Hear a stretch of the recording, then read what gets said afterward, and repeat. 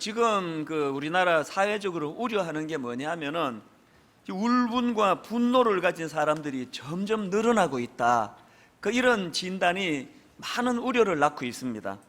나라 경제가 어려워지고 또 부익부 빈익빈 현상의 골이 점점 깊어가면서 마음의 상실감을 가진 사람들이 점점 많아진다는 거예요. 그리고 그런 상실감이 이제 분노로 변하고 울분으로 변하고, 그래서 지금 최근에도 계속 일어나고 있는 소위 말하는 이 묻지마 범죄, 그냥 울분을 표하는 거예요. 이런 것들이 바로 이 사회에 지금 큰 문제가 되고 있다는 것입니다.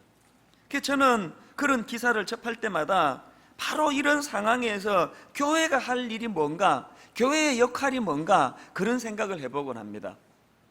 교회가 어떤 일을 해야 될까요? 사회가 이런 식의 울분이 쌓여갈 때 교회는 그 울분을 해소해 줄 해독제 역할을 해야 되지 않습니까? 근데 불행하게도 현실은 교회가 그런 기능을 제대로 작동하지 못하고 있는 게 아픈 현실이라는 것입니다. 그래서 저는 오늘 본문에 나와 있는 이 아둘람 공동체를 요즘에 자주 생각을 합니다. 왜냐 하니까 이 아둘람 공동체를 보면은 그런 대안을 보여주는 것 같기 때문입니다. 우선 이 아둘람 공동체의 구성원들을 보면은 상처가 많은 사람들로 구성되어 있다고 이야기합니다. 오늘 본문 1절 2절을 한번 보십시오. 그러므로 다윗이 그곳을 떠나 아둘람 굴로 도망하매 그의 형제와 아버지의 온 집이 듣고 그리로 내려가서 그에게 이르렀고, 환난당한 모든 자와 빚진 모든 자와 마음이 원통한 자가 다 그에게로 모였고, 그는 그들의 우두머리가 되었는데 그와 함께 한 자가 400명가량이었더라. 왜 그 불편한 동굴로 사람들이 모여들었습니까? 그리고 보니까 다 하나같이 상처받은 사람들, 환난당한 모든 자, 빚진 모든 자, 마음이 원통한 자, 이런 사람들이 거기로 모여들었다는 거예요.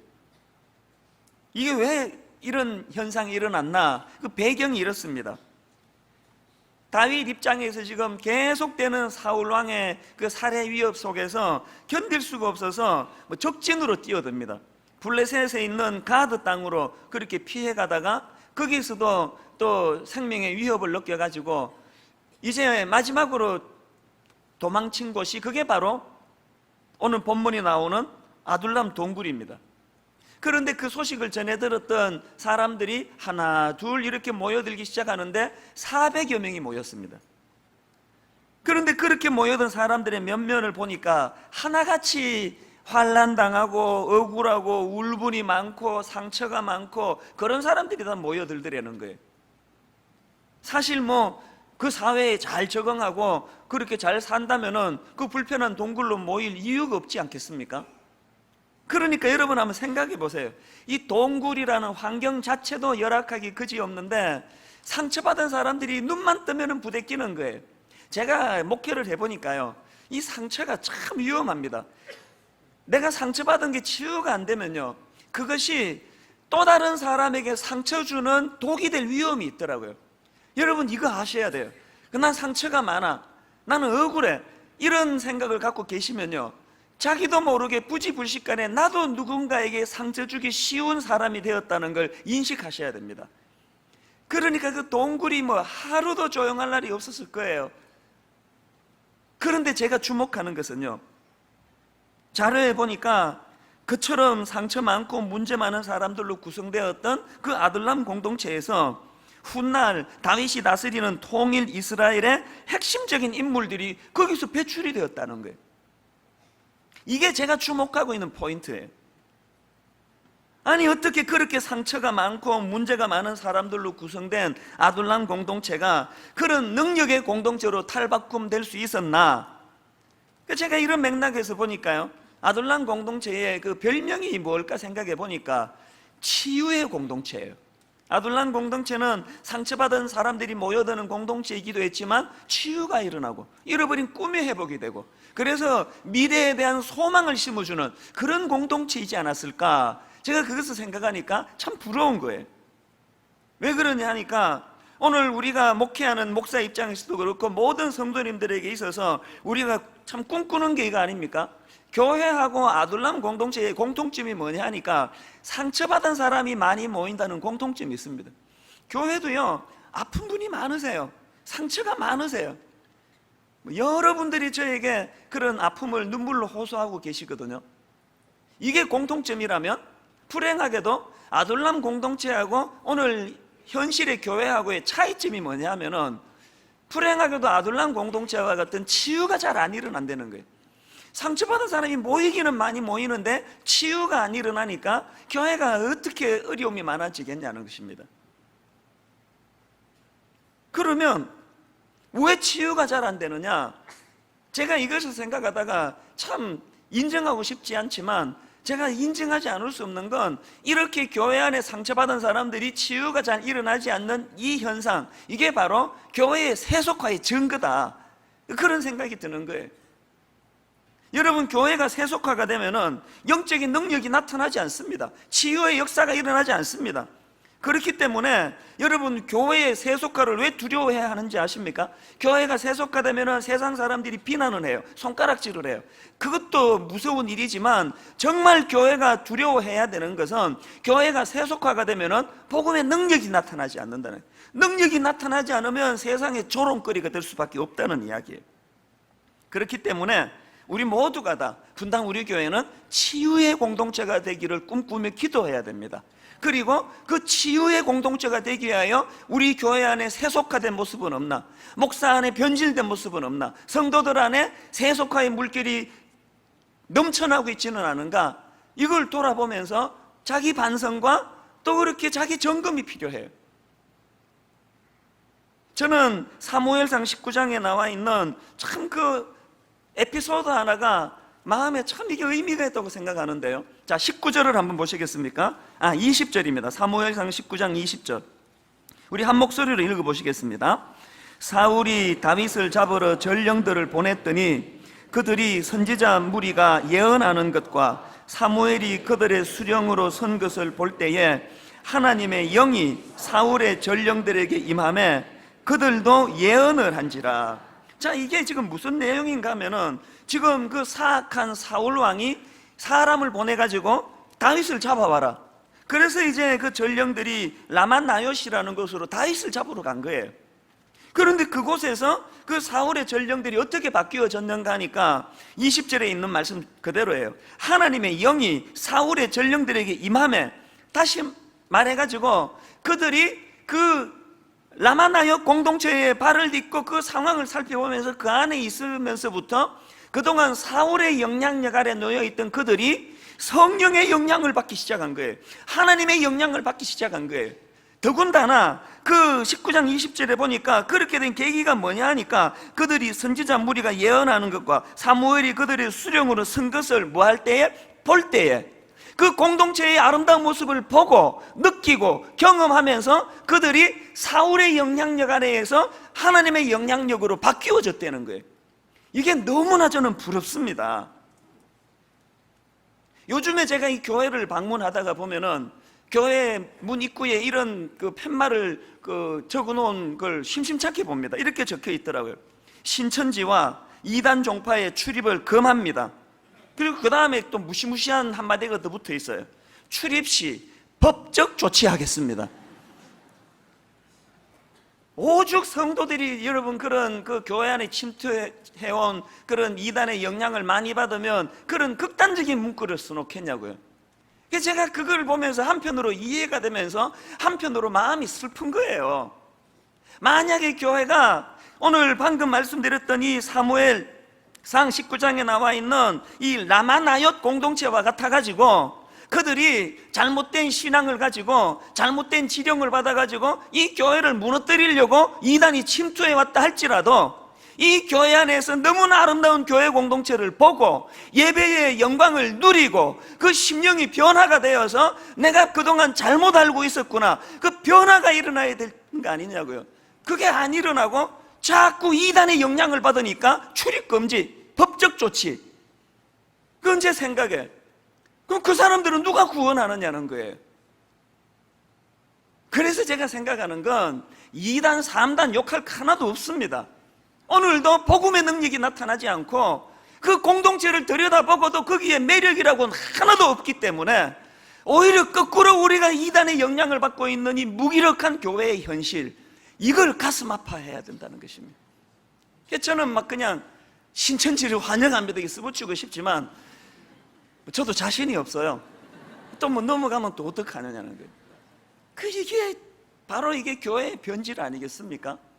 그렇기 때문에 저는 이 라마나요 공동체, 사무엘이 이끌던 그 라마나요 공동체가 너무 부러워요.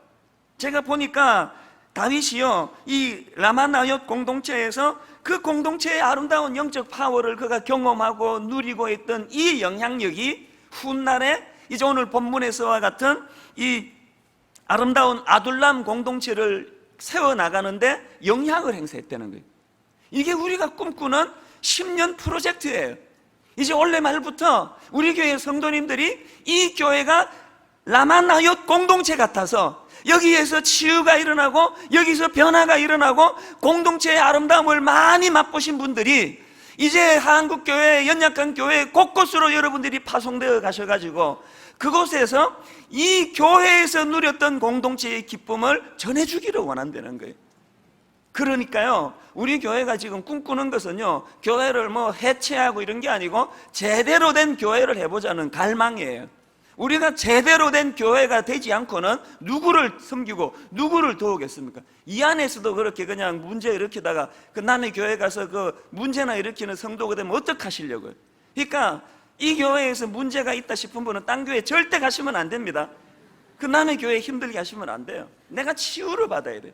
내가 복음의 능력을 경험해야 돼. 내 상처가 완전히 복음의 능력 앞에 다 녹아지는 것을 경험한 그 사람만이 이웃 교회를 섬길 수 있다고 저는 믿습니다. 이런 맥락에서 분당 우리 교회는 날마다 기도해야 됩니다. 하나님, 이 교회는 상처받은 사람들이 몰려오는 교회일 뿐만 아니라 그 상처가 치유되는 기름 부으심이 있는 교회가 되기를 원합니다. 이런 소원을 가지고 기도해 주시기를 바랍니다. 우리가 이런 기도를 하나님께 드리다가 보면은 이 일이 가능하기 위해서 우리가 결단해야 될 두 가지가 있다는 걸 알게 되실 것입니다. 자, 여러분, 우리가 정말 영적 치유와 회복을 원한다면 우리가 뭘 결단해야 될까요? 둘째, 두 가지 중에 첫째, 우리 모두가 다 하나님의 영향력 아래로 들어가야 된다는 사실입니다. 사실 우리 인생은요, 누구 영향력 아래에 있느냐, 이게 관건이에요. 흔히들 이런 이야기 하잖아요. 첫사람 아담은 에덴 동산이라고 하는 그 완벽한 환경 속에서도 실족해서 유혹에 넘어졌고, 예수님은 광야라고 하는 그 열악한 환경 속에서도 뭘 붙잡고? 하나님의 말씀을 붙잡고 마귀의 세 가지 유혹을 이겨냈다. 그래서 예수 그리스도는 그 열악한 광야에서도 하나님의 말씀의 영향을 받으셨기 때문에, 말씀을 붙잡으셨기 때문에 말씀으로 원수 마귀를 이길 수 있었다. 그래서 이게 환경의 문제가 아니고 영향력의 문제라는 것입니다. 그런 면에서는 오늘 본문의 상황도 마찬가지예요. 본문에 딱 두 종류가 나오잖아요. 본문에 보면은 그 사울 왕의 악한 영향력 아래 놓여있던 신하들, 그런가 하면은 다윗의 영향력 아래 놓여있던 아둘람 공동체의 멤버들. 그런데 여러분, 그 사울의 신하들을 보면은 환경은 뭐 대박 아닙니까? 이거 뭐 궁궐에서 지내는데, 호요시 가는데.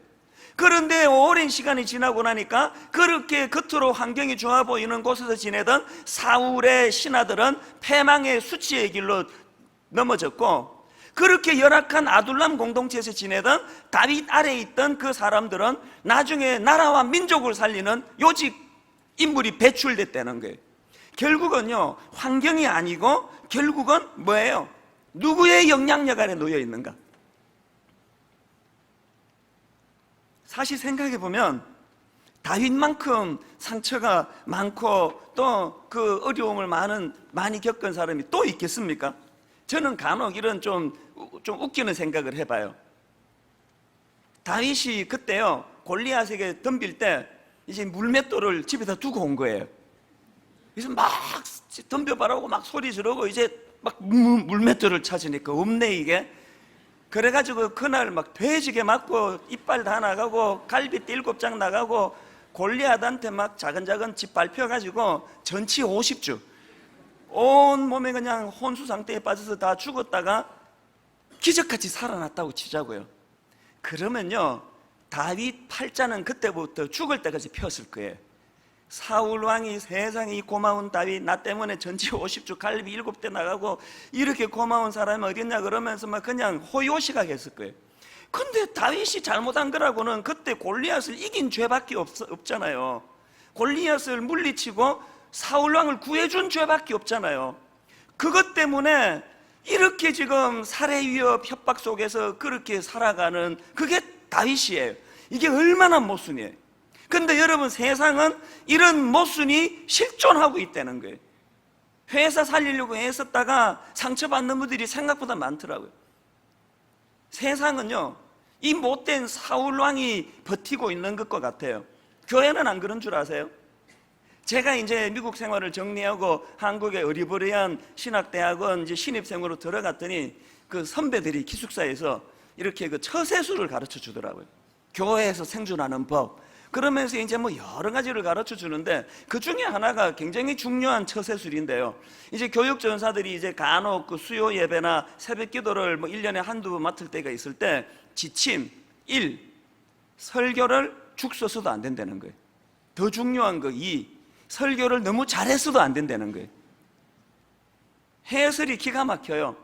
설교를 죽 쓰면 성도들이 미워하고, 설교를 지나치게 잘하면 누가 미워할까요? 담임 목사가 미워한다는 거예요. 그래서 이 한국 풍토에 담임 목사한테 찍혔다 그러면 이게 살아날 법이 없으니까 설교를 너무 잘하면 안 된다는 거예요. 이게 기가 막힌 이야기 아닙니까? 그게 현실적으로 그런 일이 일어나기 때문에 그런 얘기를 지침이라고 주는 거 아니겠냐고요.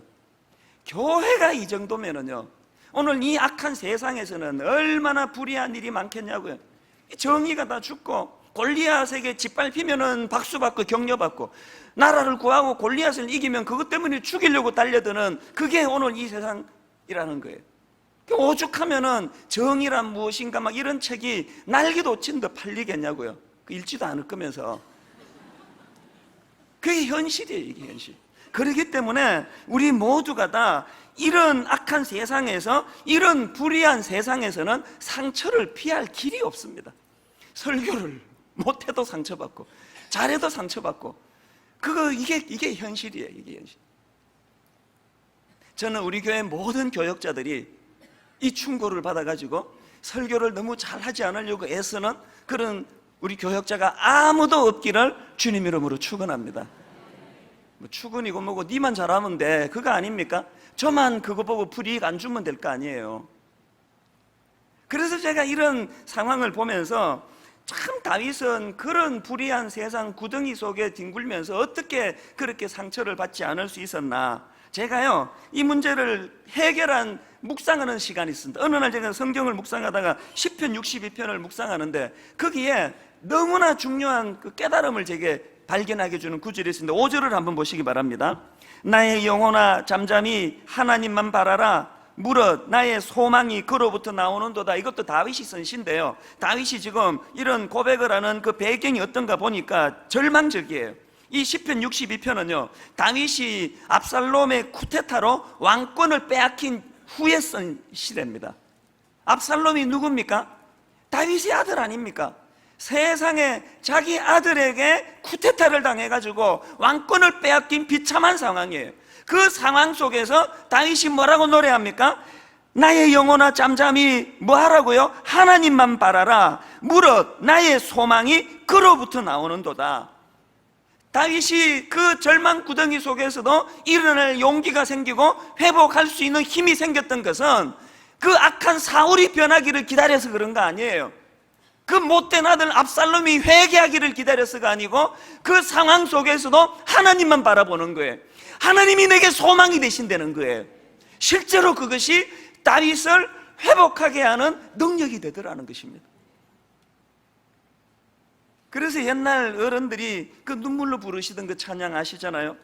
높은 산이 거친 들이 초막이나 궁궐이나 내 주 예수 모신 곳이 그 어디나 하늘나라 요즘처럼 뭐 밥 굶지 않고요. 요즘처럼 뭐 아무리 추워도 그냥 히터가 팍팍 들어오는 집에서 아무리 그냥 더워도 에어컨 켜면은 금방 시원해지는 그런 방에 앉아가지고 이런 시를 만들면 그건 문학이에요. 이야, 글 솜씨 좋다. 근데 여러분, 이 찬양은요, 찌그러지는 단칸방에서 자식들이 그냥 저녁에 엄마 배고파 그러면은 일찍 자라, 일찍 자면 배고픈 거 없어진다, 이런 절망적인 상황에서 불렀던 노래들 아닙니까? 그런 상황에서도 뭐라고요? 높은 산이 거친 들이 초막이나 단칸방이나 궁궐이나 그게 상관없고, 그런 환경이 중요하지 않고, 그 어디서든 간에 내 주 예수 그리스도를 모신 그것이 하나님 나라다, 그것이 천국이다, 이런 고백을 할 수 있었던 게 우리 윗대 어른들이라는 이야기예요. 뭐가 이 안에서 우리에게 던져주는 교훈일까요? 환경이 중요하지 않다는 거예요. 환경 바라보고 거기에 일희일비하는 인생이 아니라 하나님의 자비하심, 하나님의 위로하심, 하나님의 은혜를 바라보는 거기에 환경을 뛰어넘을 수 있는 능력이 있다고 어른들이 노래한 거예요. 오늘 이런 맥락에서 저는 분당 우리 교회 모든 성도님들이 그 놀라운 다윗처럼, 우리 윗대 어른들처럼 환경의 영향을 받아가지고 허덕이는 인생이 아니라 환경을 초월하는 하나님의 영향력 아래 놓이는 복된 하나님의 사람들 되시기를 주님 이름으로 축원합니다. 그런가 하면 두 번째로, 여러분, 우리가 이 세상에서 상처받지 않기 위해서 해야 될 일이 있는데요, 그것은 우리의 주 관심사를 바꾸어야 돼요. 우리의 주 관심사가 보다 본질적인 문제, 보다 본질적인 문제에 우리가 몰두해야 된다는 거예요. 이게 무슨 말씀인가 하면요, 제가 지난주 이 본문을 가지고 묵상하다가 발견한 게 뭐냐면은, 이 다윗이 한 성질 하잖아요. 다윗이 얼마나 그냥 성격이 그냥 울분이 많았는지 그 골리앗을 향하여 쏟아놓던 그 울분이 있잖아요. 그런데 지금 그렇게 억울하게 아둘람 동굴에 갇히다시피 해 있는데 그 동굴에서는 다윗의 울분이 잘 느껴지지가 않아요.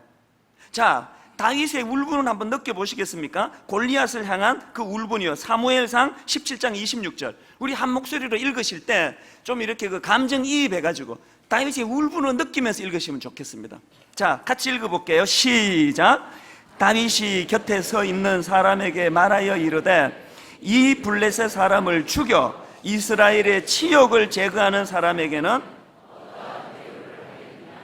이 할례받 블레셋 사람이 누구이기에 살아계시는 하나님의 군대를 모욕하겠느냐. 다윗이 울분이 느껴지세요? 근데 죽여버리겠다는 거예요. 니까짓 게 뭔데 우리 하나님을 조롱하느냐는 거예요. 울분이 막 이렇게 느껴져요.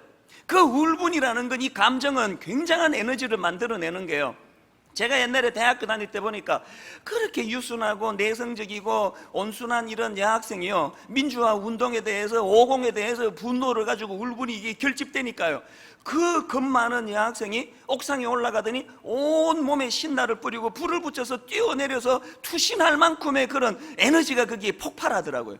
이 울분의 감정이라는 이렇게 무서운 거예요. 다윗이 그 경험도 없는 그 어린애가 말이에요, 정규 군사훈련을 받은 군인도 아닌 사람이 이거는 골리앗에게 대들면 맞아 죽는다는 걸 뻔히 아는데도 견딜 수 없는 울분이 에너지가 돼서 골리앗에게 덤비게 만드는 거예요. 그 울분이 다윗에게 있었는데 어찌된 영문인지 지금 인생에 이렇게 죽을 고비를 넘기고 동굴에 갇히다시피 한 다윗에게 골리앗을 향한 울분이 느껴지지가 않아요. 이 어찌된 일일까요? 제가 찾은 답이 뭔지 아세요? 사람은요, 자기의 주 관심사가 있는 곳에 상처가 있고요, 자기의 주 관심사가 있는 곳에서 울분이 있는 거예요. 이게 무슨 말인가 하면요, 저는 이렇게 그 외적인 이런 데 별로 신경을 안 쓰는 사람이에요. 뭐 옷을 어떻게 입고, 그 차도 마찬가지예요. 저는 그 차를 이렇게 운전하다가 보면은요, 어디 갔다 왔는데 지금 제 차가 그래요. 옆에 누가 그 목 같은 거 같아요. 이게 쓱 꺼놨어요. 저는요, 그걸 봐도 아무렇지도 않아요. 누가 껐네? 그렇게 하고 들어가서 그냥 가요. 그 고치지도 않습니다. 제가 한국에 돌아와가지고 제일 먼저 이제 차를 그 장만했을 때 얼마나 그 차를 귀하게 여겼겠습니까? 그때 프라이드라고 엄청난 차를 제가 몰고 다녔는데, 그때 프라이드를 타고 다닐 때는요, 저희가 그때 그 3층에 빌라에서 살았는데 잠이 안 오는 거예요. 차 누가 가져갈까봐.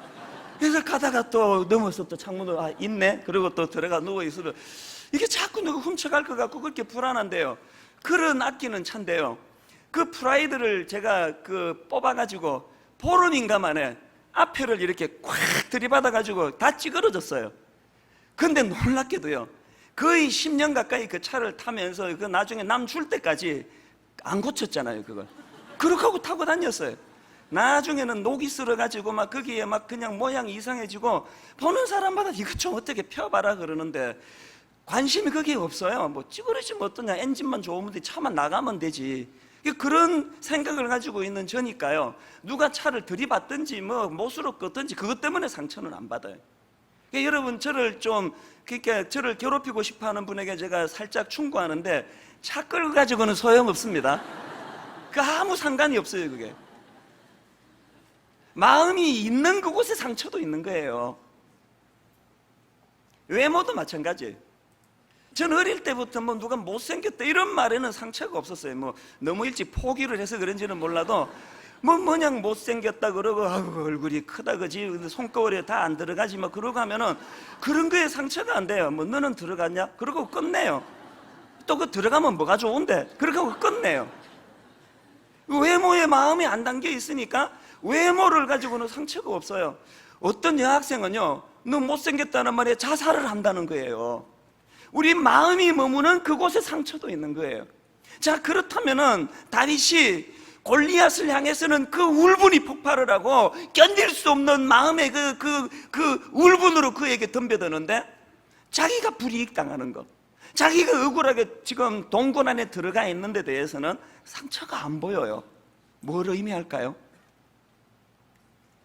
이런 면에서 오늘 우리 모두가 다 하나님 앞에서 부끄러워해야 될 게 있지 않을까요? 온통 우리의 관심이 무엇을 먹을까, 무엇을 입을까, 우리의 무슨 대학 보낼까, 여기에만 몰두해 있으니까 이 세상에서는 상처를 받을 수밖에 없다는 거예요. 저는 지난 주 중에 목사님들, 전사님들 한 700여 명 모여있는 어느 단체에서 저녁에 설교를 하러 갔습니다.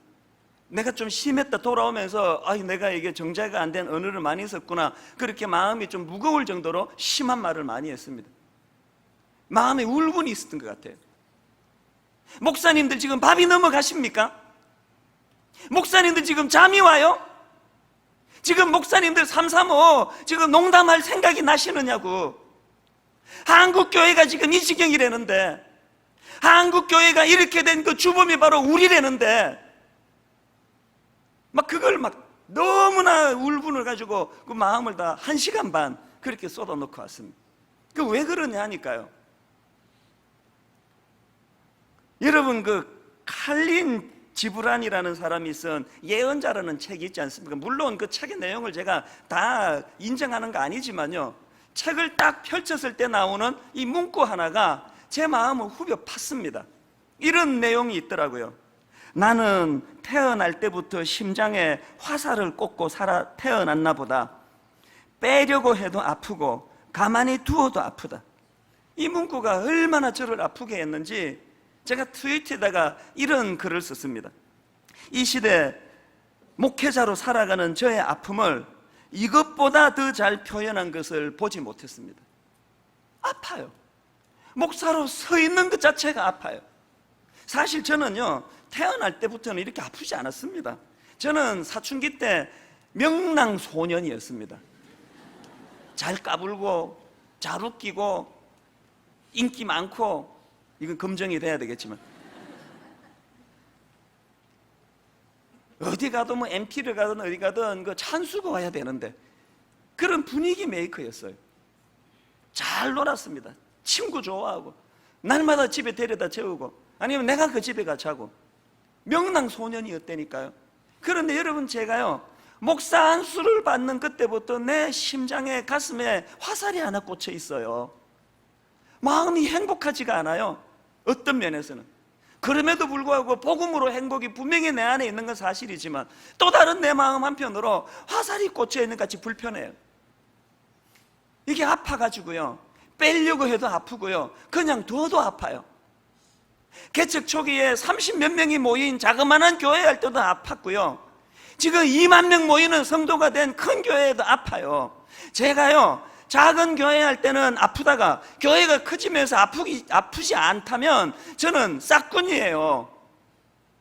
자려고 누워도 아프고, 밥을 먹어도 아프고, 앉아있어도 아프고, 누가 칭찬해도 아프고, 욕해도 아프고, 아파요. 저는 제 운명을 압니다. 죽을 때까지 아플 것 같아요. 아마 하나님 나라 가면은 이 아픔이 없어질 거예요. 그런데 지난 여름에요, 책을 읽다가 이런 저에게 너무나 위로가 되는 그 문장 하나를 발견했습니다. 그 책에 보니까 오스왈드 챔버스라고 주님은 나의 최고봉이라는 책을 쓴 분인데요, 그분의 말을 이렇게 인용했더라고요. 아픈 마음 때문에 이 세상에 하나님의 목적이 이루어진다면 하나님이 당신의 마음을 아프게 하신 것에 감사하라. 아픈 마음 때문에 이 세상에 하나님의 목적이 이루어진다면 하나님이 당신 마음을 아프게 하신 것에 감사하라. 제가 그 대목을 읽는데 눈물이 핑 돌더라고요. 하나님, 제 가슴에 화살 하나가 꽂혀 있는 것 같은데, 빼도 아프고 그냥 둬도 아픈 것 같은데, 하나님, 저의 이 아픔이 이 땅에 하나님 나라가 세워지고 이 땅에 하나님의 영광이 드러나고 이 땅에 교회가 회복이 되는 이런 일에 쓰일 수만 있다면 저의 아픔을 사용해 주시기를, 저의 아픔을 내가 피하지 않기를 원합니다. 우리가요, 너무나 주변잡기 소소한 일에 그저 일상에 예수 믿고 복 받아보자, 예수 믿고 돈 많이 벌어보자, 예수 믿고 성공해보자, 예수 믿고 우리의 좋은 대학 보내보자, 이런 데다가 마음을 쏟으면 상처를 피할 길이 없습니다. 보다 더 근본적인 것, 보다 더 본질적인 것, 하나님의 영광, 하나님의 나라, 어려운 한국교회를 향한 가슴 아픔, 그런 것으로 우리의 관심이 옮겨지게 될 때에 사울이 나를 어떻게 할 수 없는 하나님의 사람이 될 줄 믿습니다. 저는 지난 7월 1일 그 설교 이후로 막 그냥 인터넷이 덜끓을 때 제가 혼미해졌어요. 이게 도대체 무슨 일인가 이게 나는 우리 교회 이런 일이 바깥에 떠들려지는 걸 나 원치 않는데, 이게 뭐 누가 뭐 칭찬을 해도 그게 반갑지도 않고 오해해서 욕을 해도 그게 이게 뭔지를 모르겠더라고요. 그래서 제가 너무 혼미해가지고요, 거제도로 내려갔어요. 2박 3일 제가 좀 머리 좀 식혀야 되겠다 그래서 저 혼자 내려갔습니다. 거제도에 내려가서 한 3일 있으려고 내려갔는데요, 이제 하루 거기서 지내고요, 그 다음날 이른 아침에 바로 그 거제도에서 한 20분 배를 타고 가니까 장사도라고 있대. 뱀이 누워있는 모양이라고 그 섬 이름이 장사도래요. 거기에 이제 그 관광지로 개발을 해가지고 아기자기하게 참 잘 꾸며놨더라고요. 그런데 제가 그 관광객들 따라가지고 이렇게 쭉 코스를 돌다가 두 군데에 제 눈이 꽂혔습니다. 한 군데가 어디냐 하니까 세상에 그 조그만한 섬에 학교가 있는 거예요. 그게 얼마나 인상적이었는지 다른 관광객들 탁 하고 난 다음에 제가 그 학교를 다시 들어가 봤습니다. 교실 딱 하나. 그럴 수밖에 없는 게요, 그 장사도라는 데를 내가 자료를 찾아보니까 거기에 사람이 처음 살기 시작한 게 1900년대 초래입니다. 그리고요, 전 주민이 제일 많이 살았던 그때가 14가구 80명. 그게 하나씩 다 무트로 가고 지금은 무인도가 됐습니다. 자, 그러니까 거기에 그 학교가 하나 있는데 전 주민이 최고로 그 많이 있을 때가 80명이라는데 그 학생이 몇 명이겠냐고. 제 자료를 보니까요, 68년도에 그 분교 형태로 개교를 해가지고 68년부터 91년까지 45명 학생들을 배출했다는 거예요. 68년도부터 91년까지 45명 딸랑 배출했다면 이게 1년에 몇 명 배출한 겁니까? 그런데 제 마음을 뜨겁게 한 것은요, 그 자료에 보니까 거기에요, 육미조 선생이라는 분이 장사도 분교로 이 선생님이 정근을 오셔가지고 그 분교에서 얼마나 그 아이들에게 헌신을 했는지 거기에 공덕비를 세워줬죠. 공덕비. 거기에 뭐라고 적혀 있는지 아십니까? 이분은 이렇게 소개하고 있더라고요. 하나님을 섬기는 아동문학가라고요. 이게 얼마나 상징적으로 마음이 벅찬 이야기예요. 그래서 제 마음이 너무 뜨거워졌어요.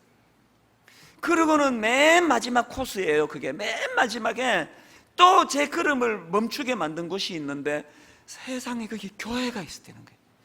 지금은요 교회가 흔적도 없어졌어요. 건물이 다 없어졌는데 거기에 이런 팻말이 있고요, 교회 사진을 거기다 뒀더라고요. 얼마나 교회가 조그만한지요. 제 눈에 한 2평, 3평이 될까요? 전 주민 최고 많을 때가 80명인데 거기에 뭐 성도가 몇 명이었겠냐고요. 제가 발이 안 떨어지는 거예요. 다른 사람들 다 저렇게 가고도 거기서 발이 안 떨어지는 거예요. 제가 눈물이 나는 게, 이렇게 이름 없는 곳에서 이름도 없이 빛도 없이 전 주민 다 해서 80명인 그곳에 누군가는 거기에 청춘을 바치고 누군가는 거기에 인생을 걸어서 아이를 교육하고 누군가는 거기에 말씀을 통해 복음을 전하는 일을 행하는 그 일을 누군가 해왔기 때문에 오늘 제가 이 자리에 설 수 있고 우리 모두가 다 이 복음의 영향을 받는다고 생각하니까 발이 안 떨어지는 거예요. 그래서 제가 거기에 한참 앉아 있었습니다. 이렇게 눈물이 나더라고요. 하나님이 왜 나를 여기 거제도로 보내주셨는지 하나님의 뜻이 밝히 보여지는 거예요.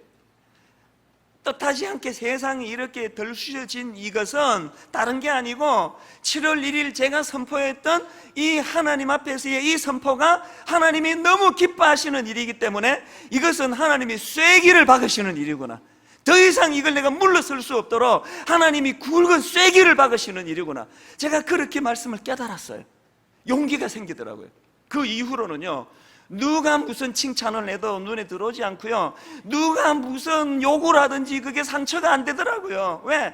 하나님의 뜻이 드러나고 나니까. 제가 깨달은 게 뭔지 아십니까?